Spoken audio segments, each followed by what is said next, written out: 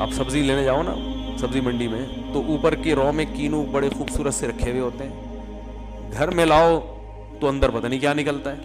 اس کو کیا کہتے ہیں؟ دھوکا.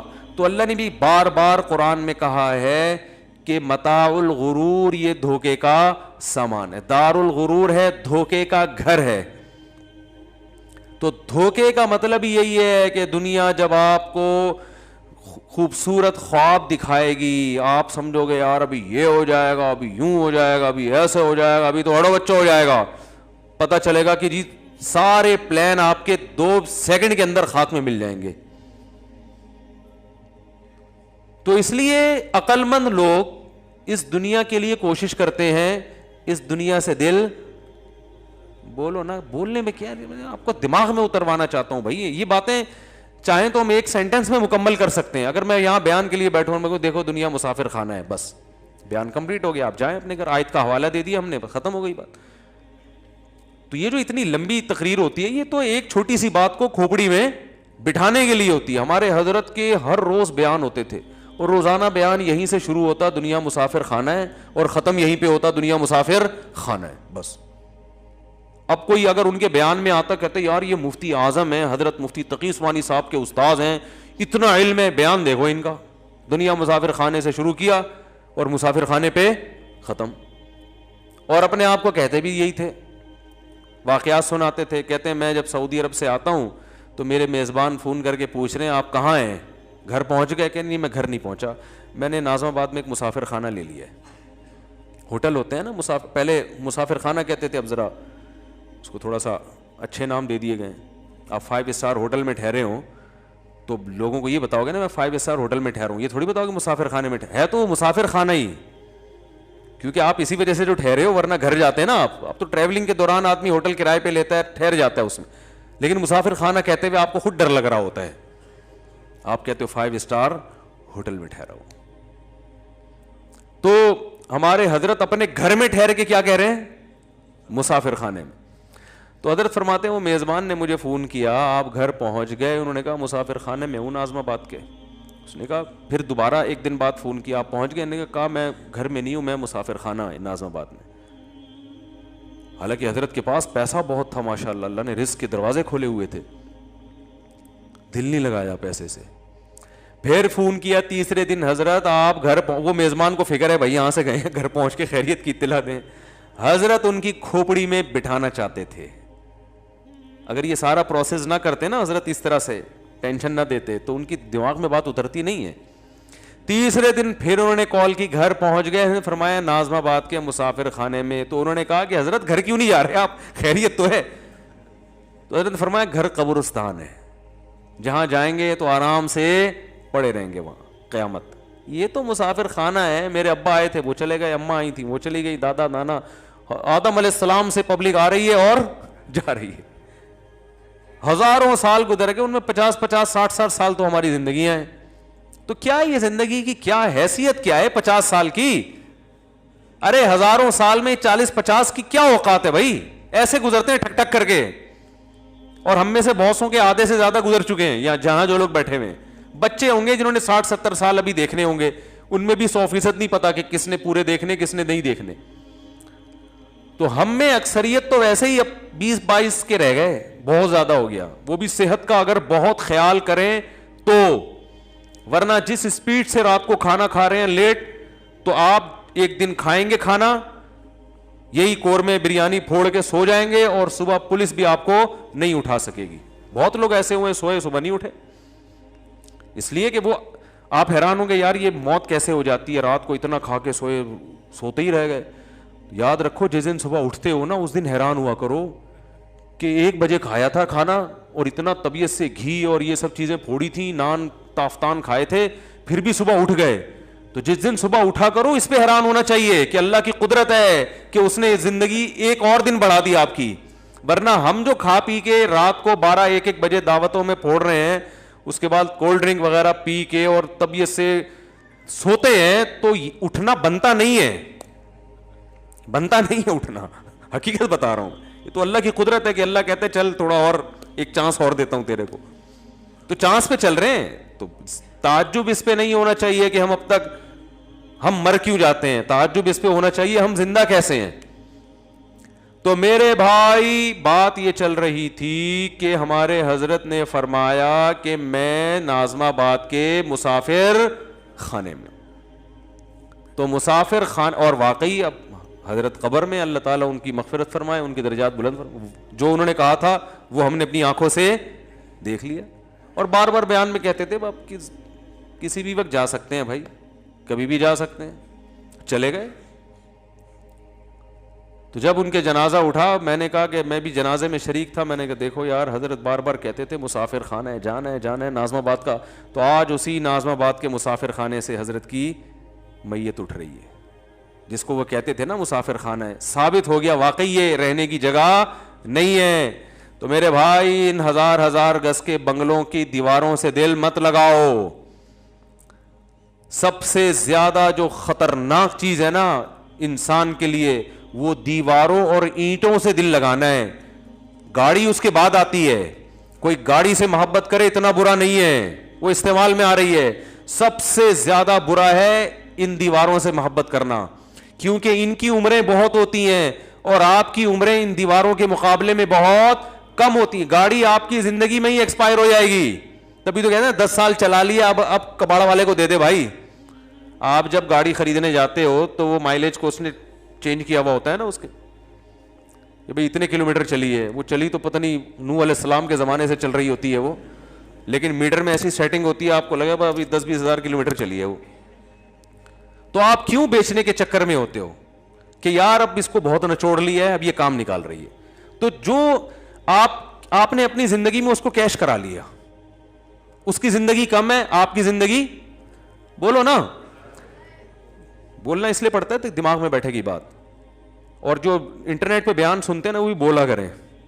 آپ کی زندگی زیادہ ہے، گاڑی کی زندگی کم ہے. آپ بکری پال لیتے ہو، وہ پیدا ہو کے جوان ہو کے دودھ دے کے بچے پیدا کر کے آپ کی زندگی مر جائے گی.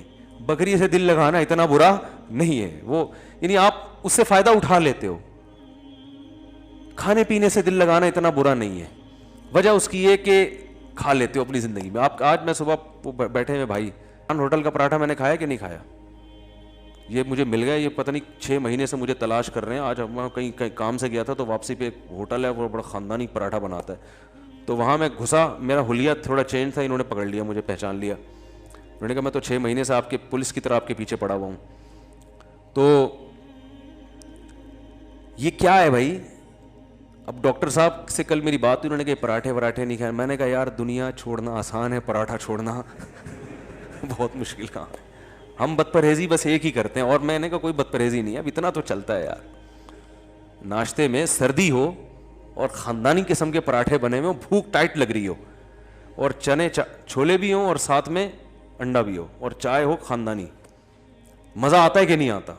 ناشتہ اس کے بغیر نہیں ہوتا یار، بچپن سے عادت پڑی ہوئی ہے، کیا کریں. تو یہ مزے کیش ہے. آپ اپنی زندگی میں امید ہوتی ہے کہ پورا کھا لو گے، ٹھیک ہے نا. ان چیزوں سے دل لگتا بھی نہیں ہے انسان کا، کیونکہ فنا ہو رہی ہیں آپ کے سامنے ہی. سب سے بدترین چیز جس پہ آپ کا پیسہ خرچ ہو رہا ہے نا حدیث کے مطابق، وہ تعمیر ہے. کیونکہ تعمیر کی عمریں بہت لمبی. آپ مکان میں جب کنسٹرکشن کا کام کرتے ہو تو آپ کی ہڈیوں میں کتنا سریا ہے اس کو آپ بھول جاتے ہو، اور اس کی جو بنیادیں ہیں اس کی دیواروں کے سریے کو آپ فوکس کر رہے ہوتے ہو. اتنی مضبوط دیوار، اتنی موٹی دیوار. او بھائی تو اپنی ہڈیوں کا ذرا ٹیسٹ تو کروا لے، اس میں کتنا کیلشیم رہ گیا ہے.